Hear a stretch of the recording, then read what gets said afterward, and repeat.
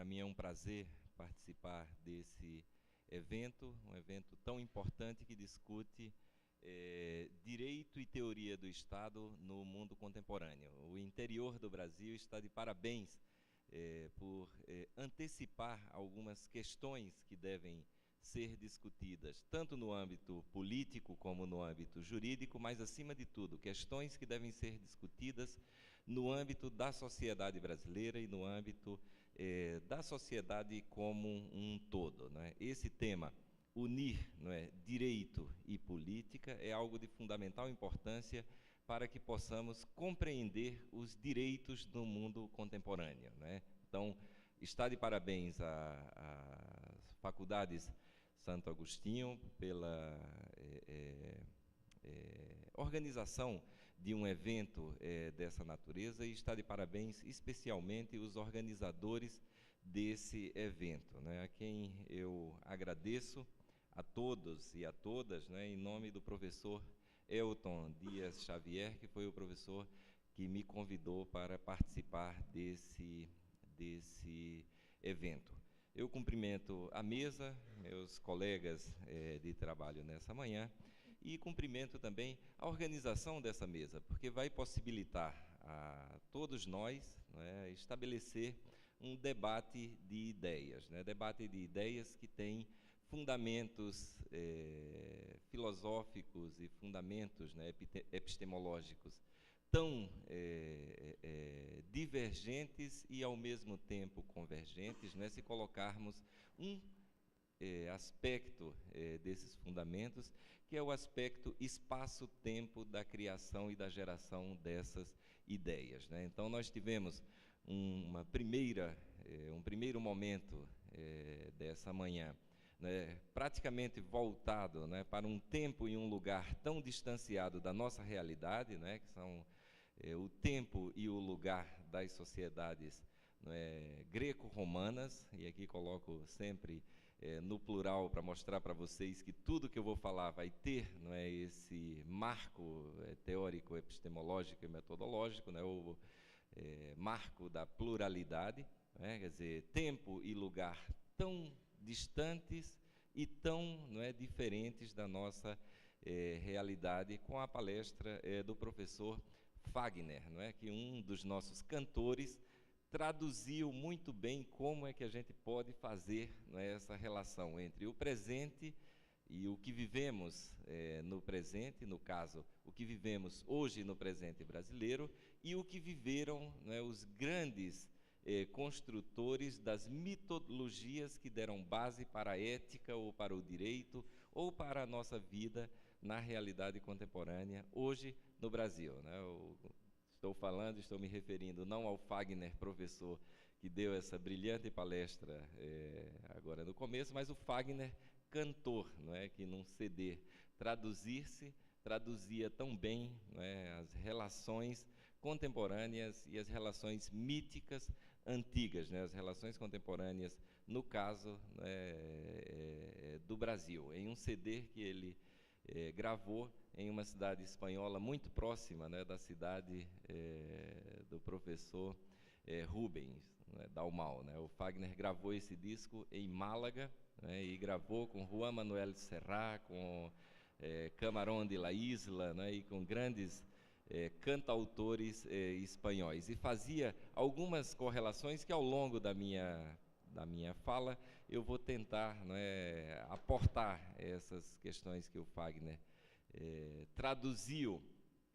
nesse CD, exatamente, né, na perspectiva de tentar traduzir, ou seja, de atualizar determinados conceitos ou determinadas categorias que foram criadas e foram forjadas, né, em um mundo e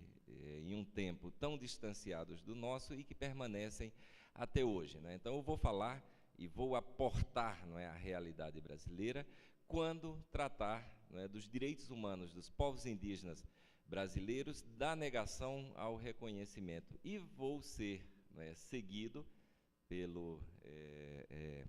professor Edson, não é, com os espaços ou os lugares ou as possibilidades de efetivação de direitos na contemporaneidade. Então, vamos ter aqui né, um ambiente de debate de ideias que acredito que vai ser muito interessante. Até porque tudo que eu vou falar nesse tema, os direitos humanos dos povos indígenas brasileiros, da negação ao reconhecimento, são questões que sempre estiveram em um lugar muito escondido na história do direito brasileiro. E este lugar muito escondido é o lugar que um hermeneuta crítico brasileiro, que acredito que vocês já ouviram falar, Lênio Luiz Streck, fala do lugar do velamento das diferenças, no momento, ou velamento dos valores diferenciados, no momento de interpretar o direito, no momento de praticar o direito. Quer dizer, nem estou falando do momento de elaborar o direito, porque esse é um momento político muito complexo, no caso brasileiro, e com interferências muito fortes do poder econômico de uma oligarquia que parece que domina e perpassa os tempos históricos no Brasil e não deixa que o Brasil aflore como um mosaico étnico, como um mosaico pluricultural que é na realidade. Quer dizer, o Brasil é uma composição de muitas diferenças, e tudo que sai dessa composição de muitas diferenças pode ser algo criativo e pode ser algo que tensione ou que desmistifique ou desmitifique categorias clássicas das ciências sociais, das ciências humanas e especialmente do direito, que são categorias por natureza excludentes. Me refiro à categoria de cidadão, quer dizer, cidadão que nem sequer inclui as possibilidades de que as cidadãs também se incluam nesse termo que tem um viés muito machista, muito voltado para um poder que se constrói e que se executa e que se vivencia e que se projeta para o futuro, forjado pelo ambiente masculino e pelas relações masculinas com o mundo. Pois bem, vou falar dos direitos humanos dos povos indígenas brasileiros a partir de um paradigma teórico e metodológico, que é o paradigma da realidade de vida concreta dos povos indígenas brasileiros. A realidade de vida concreta dos povos indígenas brasileiros é uma realidade que sempre foi velada. Quando estudamos história do direito no Brasil, nós vamos da Grécia a Roma, e chegamos ao Brasil sem falar na realidade vivenciada, ou seja, nos modos de ser, fazer e viver, ou seja, nos direitos consuetudinários dos povos indígenas brasileiros, que são direitos tão importantes, são formas e são modos de organizar-se socialmente tão importantes como os modos de ser, fazer e viver dos povos da Roma Antiga ou da Grécia Antiga, que tanto influenciaram a história do direito ocidental e chegaram à modernidade do direito ocidental como algo absoluto e como algo único no panorama dos direitos. Então, vamos falar de direitos humanos dos povos indígenas brasileiros aqui, como muitas ou múltiplas possibilidades de conhecer diferentes modelos de organizar uma sociedade, Quer dizer, e esses diferentes modelos de organizar uma sociedade, às vezes, não estão racionalizados, sistematizados ou normalizados, positivados, no âmbito do direito, quer dizer, não estão num lugar de dominação e num lugar de determinação de uma certa forma de organizar socialmente a vida dos seres humanos. São essas outras formas de organizar socialmente a vida em sociedade dos seres humanos que eu vou tentar dizer para vocês aqui, dar alguns aspectos dessas formas e dizer como o direito moderno ocidental excluiu essas formas. Portanto, volto àquilo que o professor Lênio Luiz Streck diz, velou essas formas diferenciadas de organizar-se socialmente e, portanto, essas formas diferenciadas de construir a realidade social. Estou dizendo isso porque o paradigma teórico-metodológico, né, com o qual trabalho os direitos humanos é o paradigma do movimento e não o paradigma das categorias estáticas e, portanto, imutáveis, né? Então, direitos humanos, para mim, são, né, aqueles direitos que decorrem dos processos de luta pela dignidade humana, certo? Então, direitos humanos não é um conjunto de direitos positivados numa declaração ou no rol de direitos fundamentais das constituições modernas, né? No caso brasileiro, o rol de direitos fundamentais estabelecidos no artigo 5º da Constituição de 1988. Direitos humanos, para mim, significa processos de luta pela dignidade humana. Dignidade humana que não é uma só. A dignidade humana dos gregos não é a mesma dignidade humana dos ticuna ou dos machacali, para chegar aos índios que estão próximos aqui da realidade de vocês aqui em Minas Gerais. Então, existem muitas dignidades humanas, existem muitas formas de expressar a dignidade humana, e essas formas, muitas e diferenciadas, foram ocultadas ao longo do tempo, ao longo da história, ao longo da construção das categorias jurídicas e das categorias políticas modernas ocidentais que estão presentes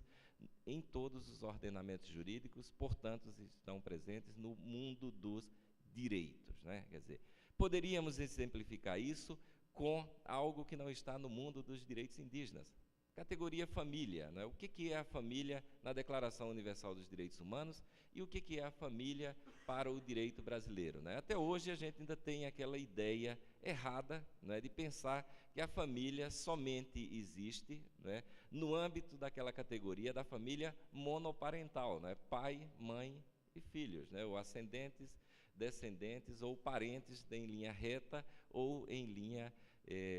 colateral, né? Quer dizer, essa ideia naturalizada da família é a ideia que perpassou os tempos históricos e chegou à contemporaneidade, parecendo ou nos fazendo crer que só existe essa forma de família. Ora, todos nós sabemos que a família afetiva, ela é muito mais importante do que a família matrimonializada, patrimonializada ou a família legalizada, a família hierarquizada, ou seja, aquela família que está no ordenamento jurídico. Digo isso para que toque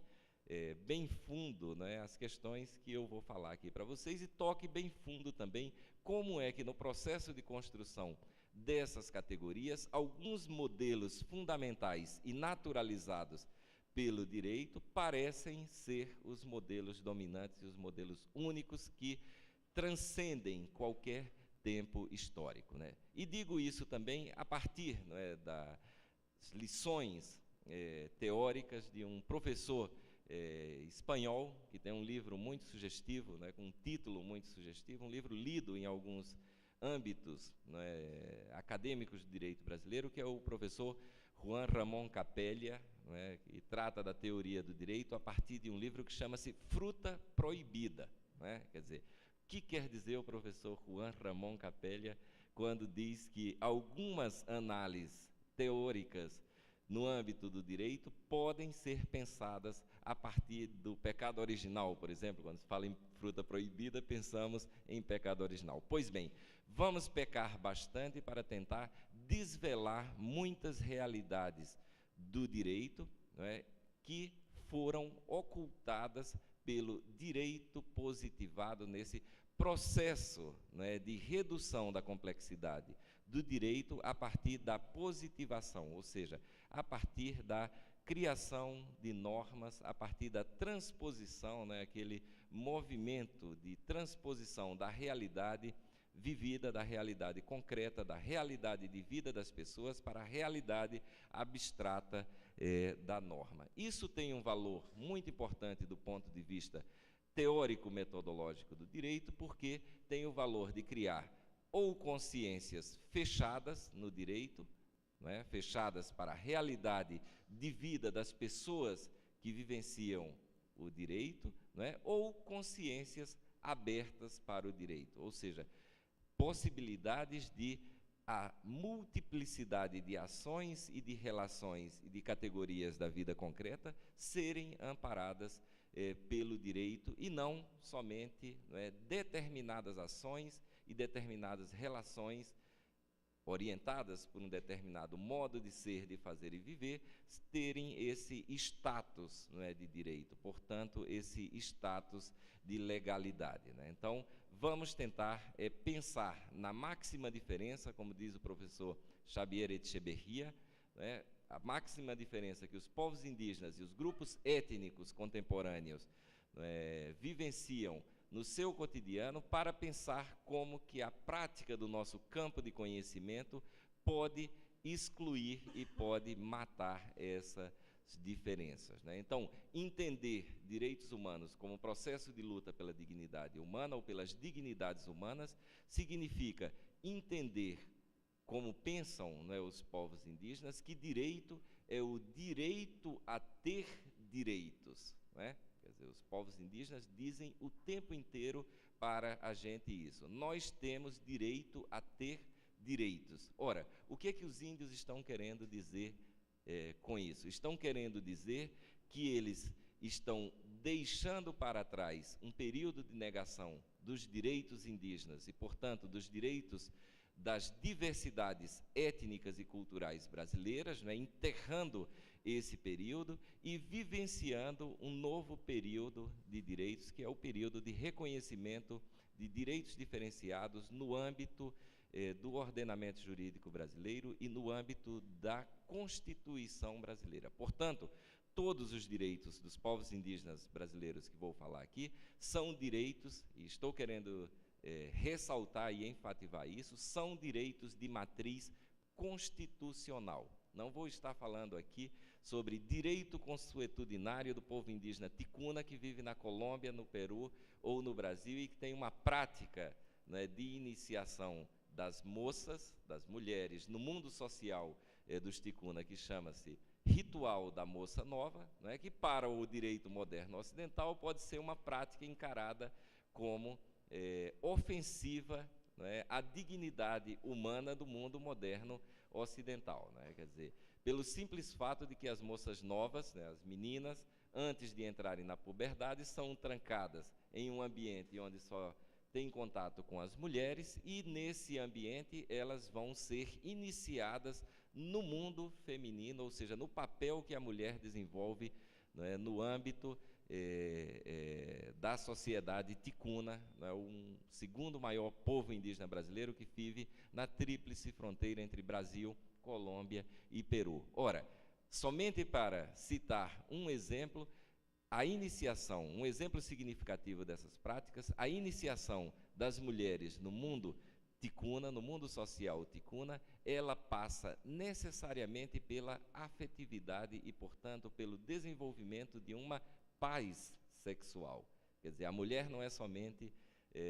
um organismo reprodutor, não é somente uma corporeidade, é um organismo reprodutor ou uma estátua estética, não é? Quer dizer, a mulher é uma pessoa com desejos, com vontades e com papéis sociais no âmbito da sociedade ticuna. Ora, esse aspecto,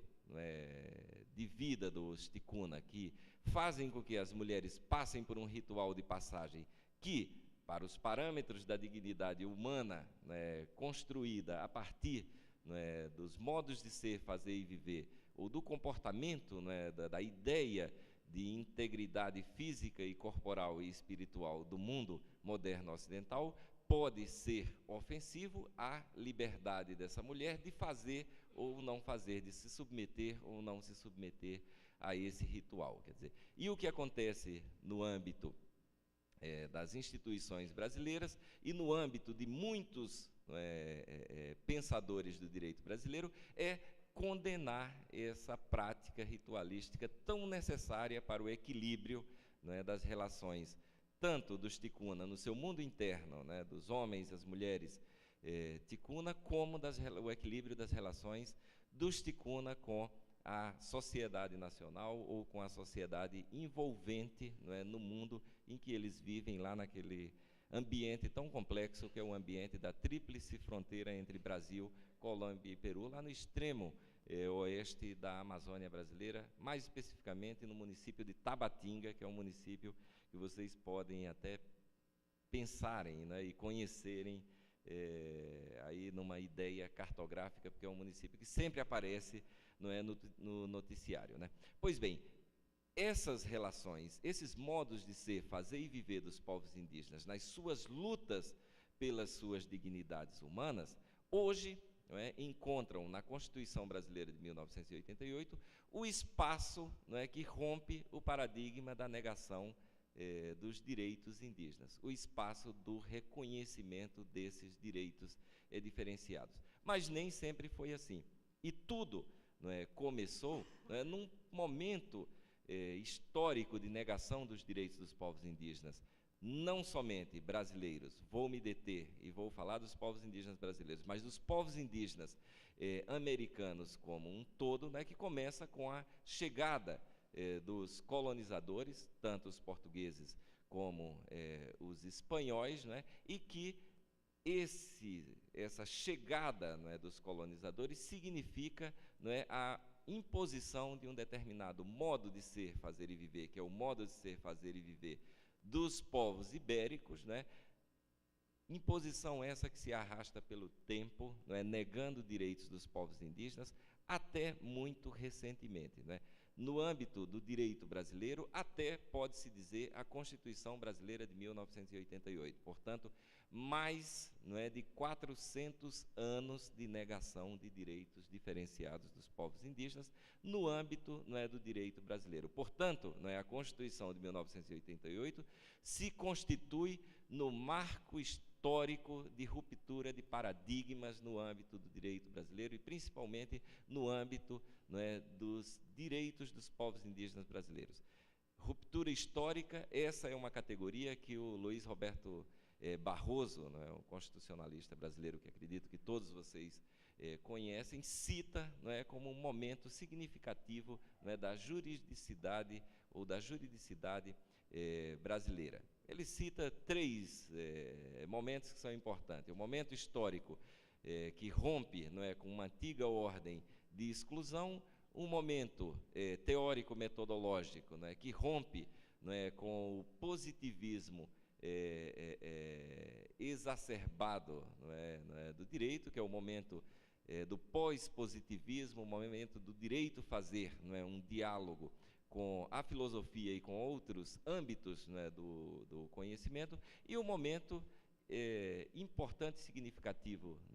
no momento da juridicidade nacional, que é o momento da ruptura de paradigmas clássicos, né, do direito, que a Constituição Brasileira de 1988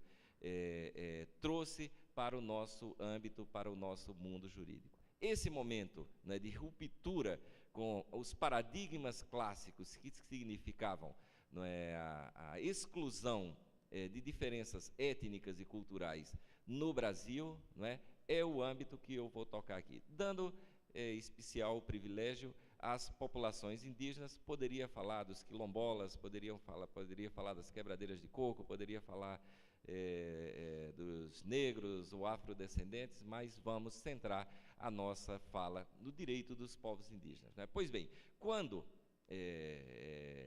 pensamos, né, em direitos, nós pensamos sempre nos sujeitos de direitos, né? Essa parece ser uma categoria central e parece ser uma categoria naturalizada no direito brasileiro, né? Alguém aqui pode pensar, né, que uma pessoa não seja sujeito de direito? Quer dizer, nos ensinam isso nas faculdades de direito, né? Todos aqueles que nascem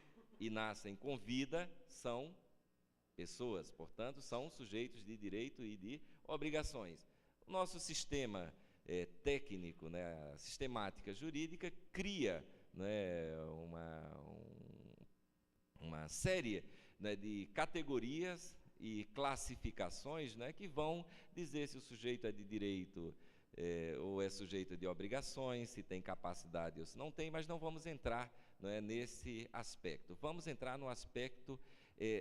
ontológico do sujeito de direito, no aspecto, né, da gênese desse sujeito de direito, que está na pessoa, né? Ora, nosso sistema jurídico diz, não é, que todos aqueles que nascem com vida e que são pessoas são sujeitos de direito. Será que isso é verdade?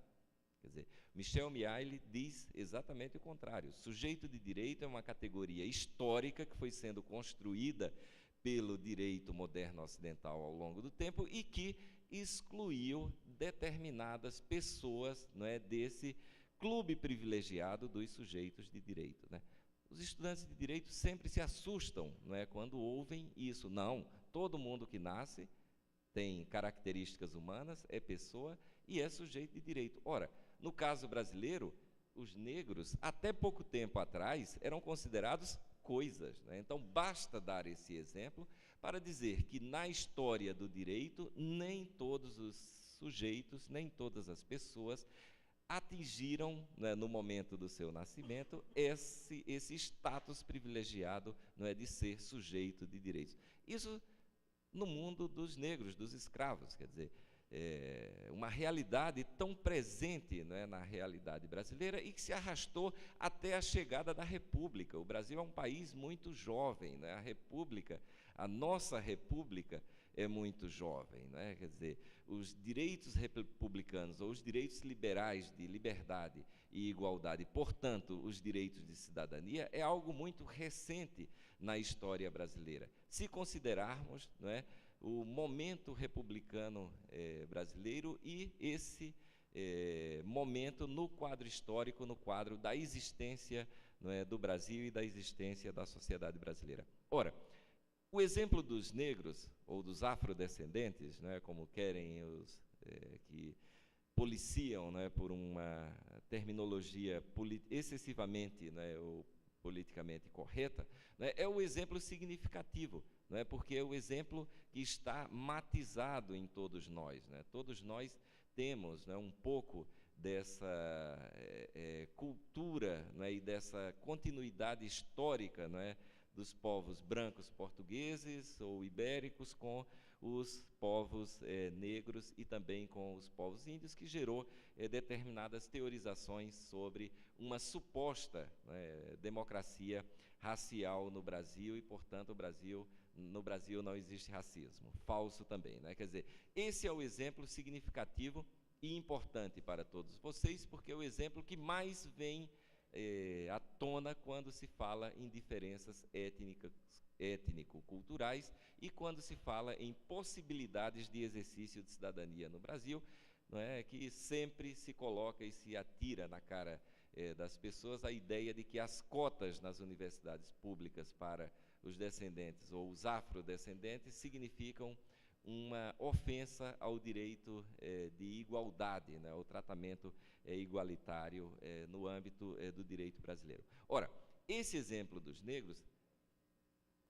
é um exemplo significativo, mas o exemplo dos povos indígenas, no caso brasileiro, ele é mais significativo e mais violento e mais perverso ainda, né? Quer dizer, os negros no Brasil foram considerados coisas, os índios sequer foram considerados coisas. Por quê? Porque não se submeteram ao processo de escravização. Os índios não se submeteram, resistiram a esse processo e, portanto, não se transformaram em coisas. Ora, se não eram coisas, ao longo da história do direito no Brasil, os índios foram considerados animais,